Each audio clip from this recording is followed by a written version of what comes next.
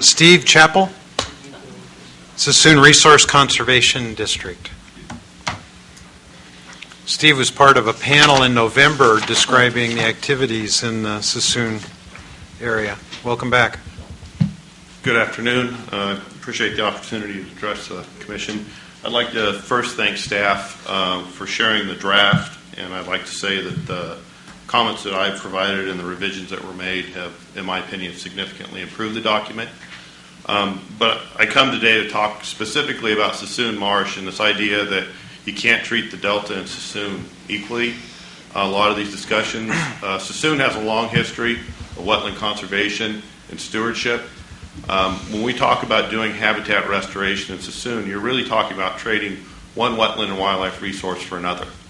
And if publicly we want to say that ecosystem restoration to recover native fishes is a higher priority than other endangered species and wetland and wildlife functions, I understand the need to do things for recovery. But this document is a little short when you get down to the specific recommendations of things like converting public lands.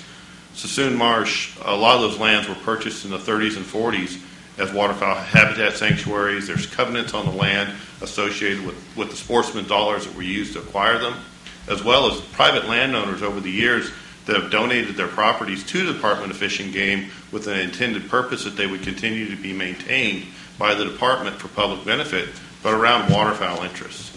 So I know it says here that these properties should be qualified if they shouldn't be restored. Some of them probably have high restoration potential, but the stewards of the marsh that donated those lands or the dollars, the sportsman dollars that were used to acquire them, that's really supporting the existing land use in the marsh. And if we start eliminating the sanctuaries in Sassoon Marsh and waterfowl populations plummet, or if the restoration activities increase salinities so that the adjacent landowners no longer can manage viable wetlands, we will see a decline in wintering waterfowl as well as the viability of the local stewardship of the marsh.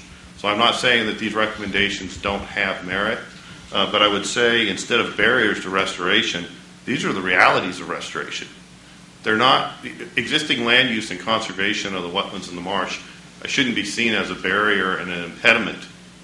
It's a reality that we're going to have to deal with these issues as we move forward to meet multiple benefits and multiple objectives. So I just would like to pass that along to the Commission, and thank you for your time. Great, thank you.